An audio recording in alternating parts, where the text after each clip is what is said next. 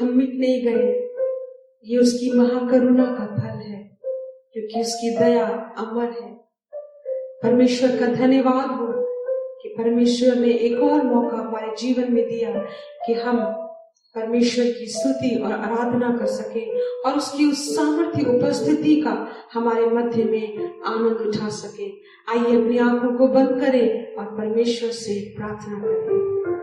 प्यारे प्रभु, हम आपका धन्यवाद करते हैं राजा, इस सुंदर अवसर के लिए परमेश्वर, आपकी उस करुणा के लिए प्रभु, जो आपका वचन बताता है कि प्रति भोर वो हम पर नई होती रहती है। परमेश्वर, अपने जीवन को समर्पण करते हैं प्रभु, आज के दिन के लिए अपने जीवनों को परमेश्वर आपकी महिमा के लिए इस्तेमाल होने के लिए देते हैं प्रभु। सुनने वालों को आशीष दे प्रभु, आज का वचन हमें से हर एक के जीवन को परमेश्वर आशीषित करने वाला हो। यीशु मसीह के नाम से मांगते हैं, आमीन। आइए इस गीत को गाकर परमेश्वर की आराधना करें। ये दिन प्रभु ने मुझको दिया, उसमें आनंदित रहो।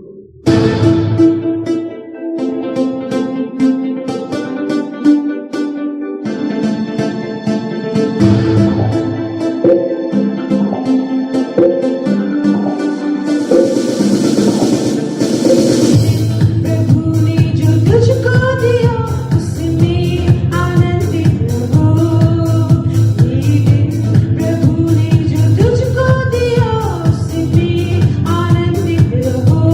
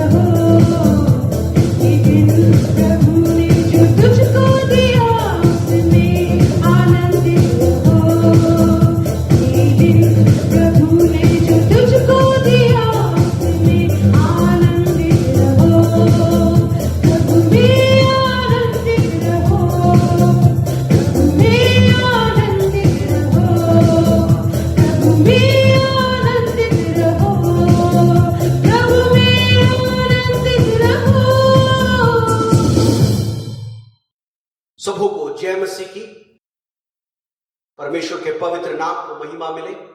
मैं विश्वास करता हूं कि आप लोग सब स्वस्थ हैं और सुरक्षित हैं। आइए आज के मनन के लिए हम लोग निकालेंगे यूहन्ना रचित सुसमाचार, उसका 15वें अध्याय और पद 11। मैंने ये बातें तुमसे इसलिए कही हैं कि मेरा आनंद तुम में बना रहे और तुम्हारा आनंद पूरा हो जाए। मेरा आनंद तुम में बना रहे। My joy may be in you। Nehemiah कहता है परमेश्वर का आनंद मेरा बल है, मेरी ताकत है। अगर शैतान आपके आनंद को चुरा लेता है तो वो आपकी ताकत को चुरा लेता है, आपके बल को चुरा लेता है।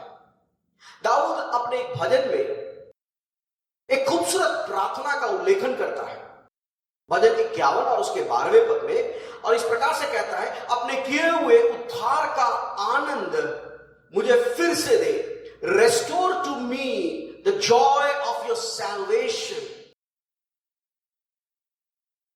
दाऊद पाप में गिरने के बाद जब परमेश्वर ने दाऊद को पुनः स्थापित किया, उसके बाद अपने पापों को अंगीकार करते हुए दाऊद इस भजन को लिखता है। दाऊद के समय सब कुछ है, राजमहल है, सिंहासन है, परिवार है, सेना है, धन है, दौलत है, पर एक चीज की कमी वो महसूस कर रहा है, वो है प्रभु का आनंद, उसके उद्धार का आनंद। और वो प्रभु से प्रार्थना करता है, परमेश्वर उस आनंद को तू मेरे जीवन में वापस लौटा दे।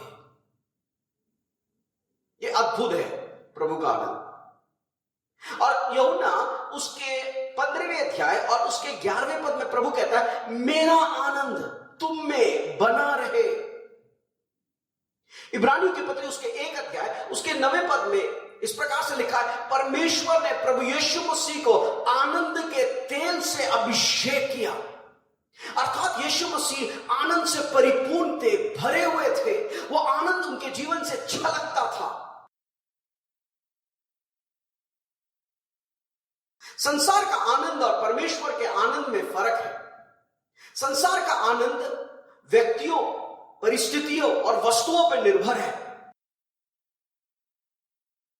परंतु परमेश्वर का आनंद अंदरूनी है। वो व्यक्ति, परिस्थिति या वस्तुओं पर निर्भर नहीं है। वो इन सब बातों से परे है और ऊपर है। अंग्रेजी में 2 शब्दों का प्रयोग किया गया है, जॉय जिसका अर्थ है आनंद, हैप्पीनेस जिसका अर्थ है खुशी। और happiness is dependent on what happens. खुशियां उस पर निर्भर है कि क्या हो रहा है। अगर सब कुछ अच्छा हो रहा है तो व्यक्ति बहुत खुश है, और सब कुछ अच्छा नहीं हो रहा तो वो व्यक्ति खुश नहीं है। पर आनंद इसके परे है, वो परिस्थितियों पर निर्भर नहीं है, सही हो रहा है या नहीं हो रहा है, उसका आनंद अंदरूनी है। उदाहरण के लिए एक व्यक्ति अगर एक खूबसूरत गाड़ी खरीद के लेकर आता है, वो बहुत खुश है, वो बहुत आनंदित है।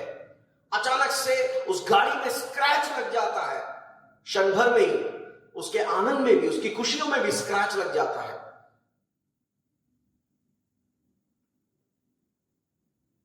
एक व्यक्ति जिसने प्रभु के आनंद को बहुत निकटता से अनुभव किया, जिसका नाम है प्रेरित पौलुस, वो अपनी एक पत्री जो फिलिपियों की कलीसिया को संबोधित करके वो लिखता है, उसके 4 अध्याय के 4 पद में वो उनको उत्साहित करता है और कहता है, प्रभु में सदा आनंदित रहो। मैं फिर कहता हूं, आनंदित रहो।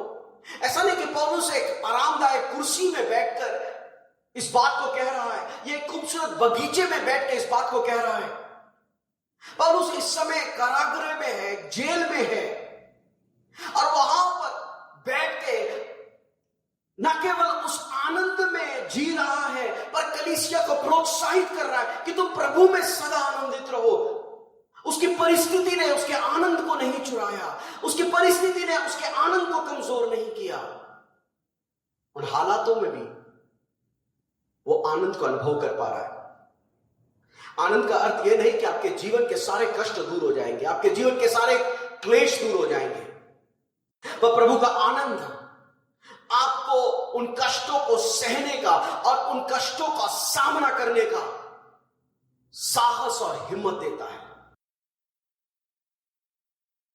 दूसरा कुरिन्थियों उसका 7 अध्याय और उसका 4 पद पढ़ दीजिए। मैं तुमसे बहुत हियाव के साथ बोल रहा हूँ, मुझे तुम पर बड़ा घमंड है। मैं शांति से भर गया हूँ, अपने सारे क्लेशों में मैं आनंद से अति भरपूर रहता हूँ। पौलुस कहता है अपने सारे क्लेशों में मैं आनंद से अति भरपूर रहता हूं।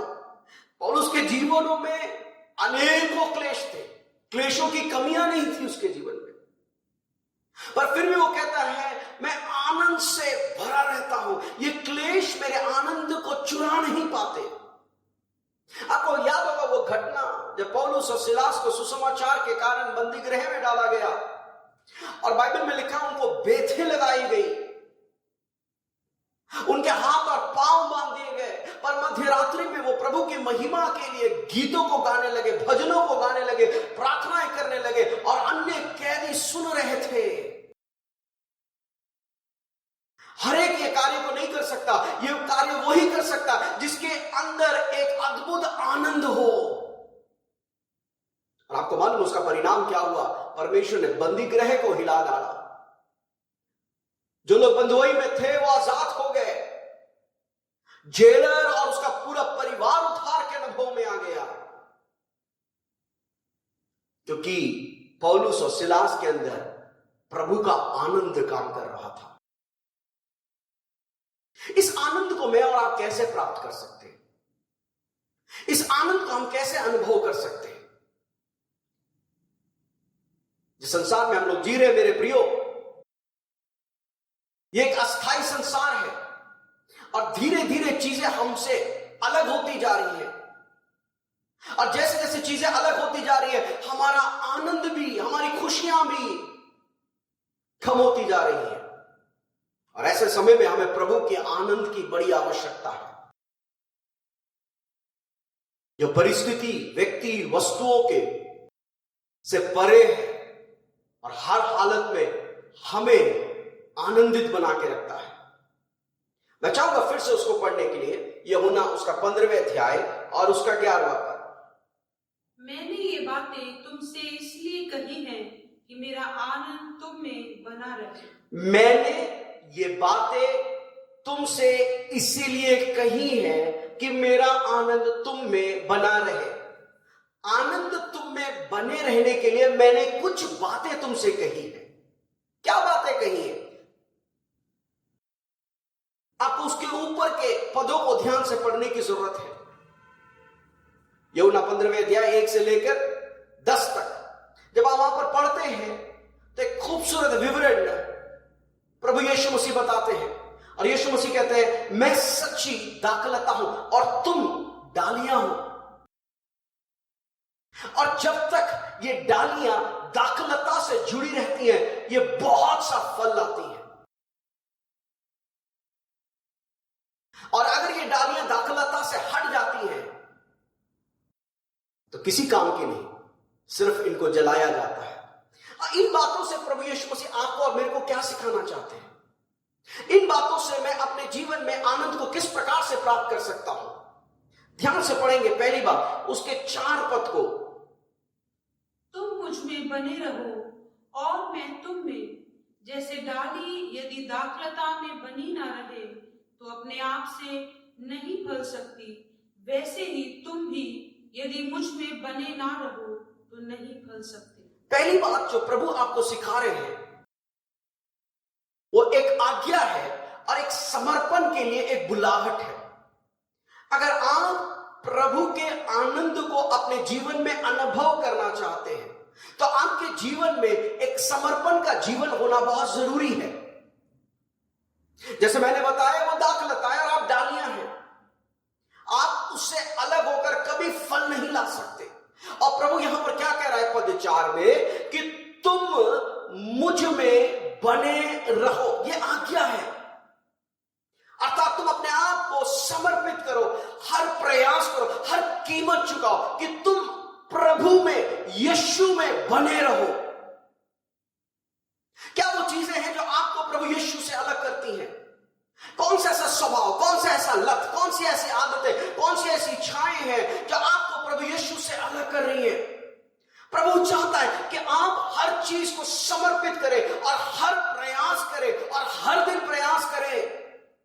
प्रभु में बने रहे।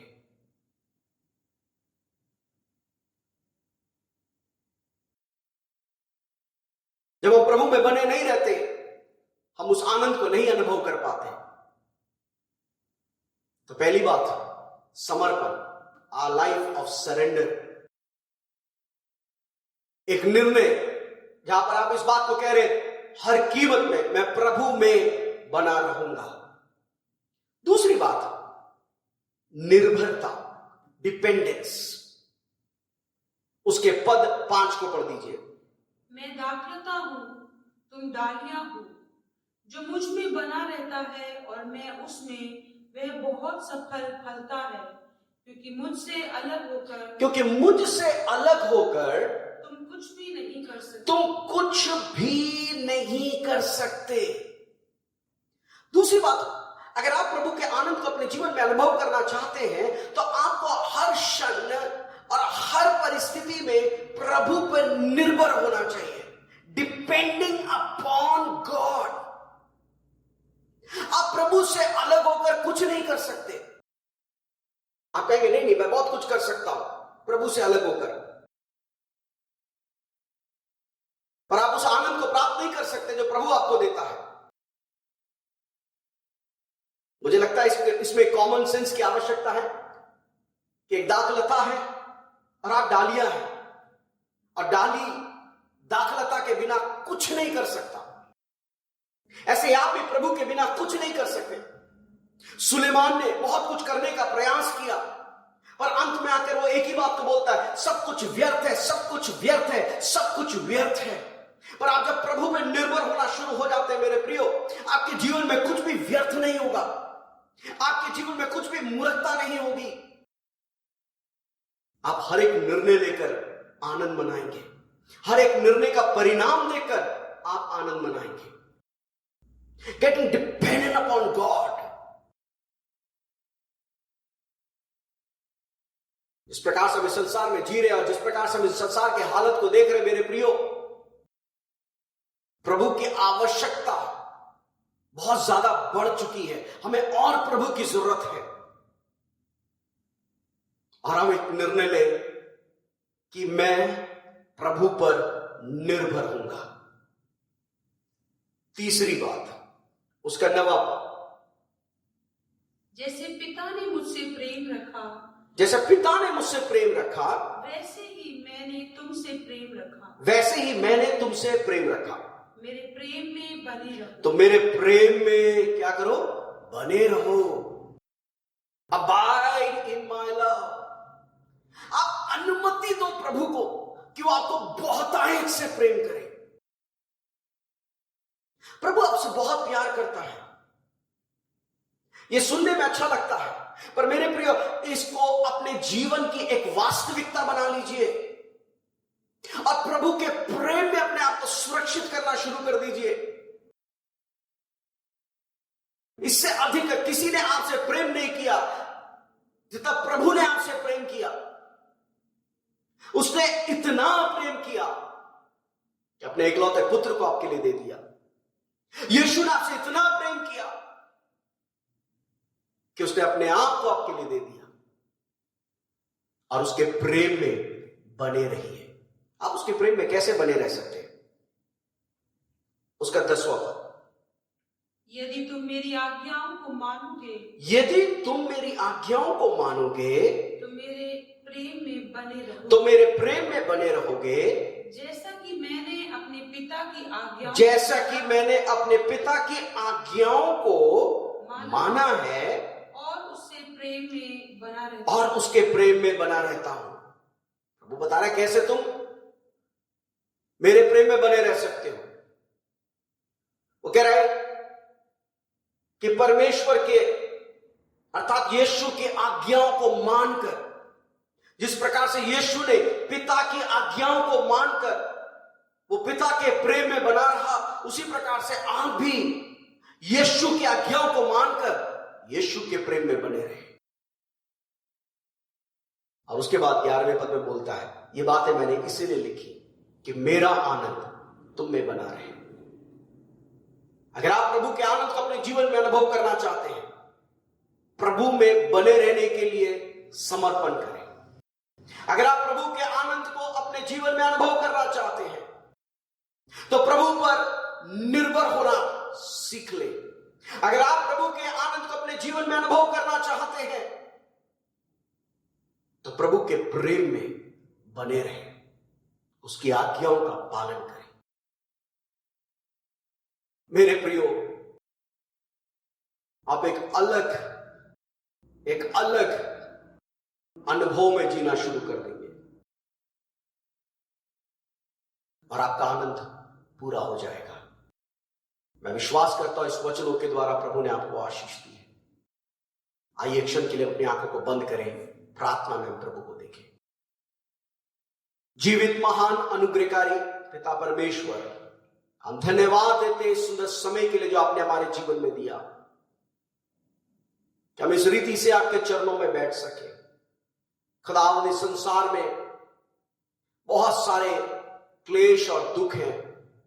संसार आनंद करता है, हम शोक करते हैं, पर तूने बोला प्रभु तुम्हारा शोक आनंद में बदल जाए। प्रभु तेरा आनंद जब हमारे जीवन में उतर आता है प्रभु, तमाम क्लेश, कष्ट और शोक बोले बन जाते हैं। हम प्रार्थना करते परमेश्वर, इन दिनों में एक समर्पण का जीवन तो हमें दे, एक निर्भरता का जीवन हमें दे प्रभु, एक आज्ञाकारिता का जीवन हमें दे परमेश्वर, ताकि हम तेरे प्रेम में बने रहें और इस संसार के लिए एक आशीष का कारण बन जाए। मैं प्रार्थना करता हूं परमेश्वर, कलीसिया के समस्त विश्वासियों के लिए, जहां कहीं भी समय वो है प्रभु, हर एक को तो अपने अनुग्रह, अपनी आशीष में बनाए रख परमेश्वर, अपनी कृपा दृष्टि में बनाए रख परमेश्वर। उनके हर एक आवश्यकताओं को स्वर्गीय भंडार से पूरा कर और उनके जीवन से हमेशा आपके नाम को महिमा मिलती रहे। सारा आदर, मान, सम्मान आप ही को देते हुए इस प्रार्थना को आपके पुत्र प्रभु यीशु मसीह के नाम से मांगता हूं, आमीन, आमीन। प्रभु आप सबको आशीष दे। मारानाथा।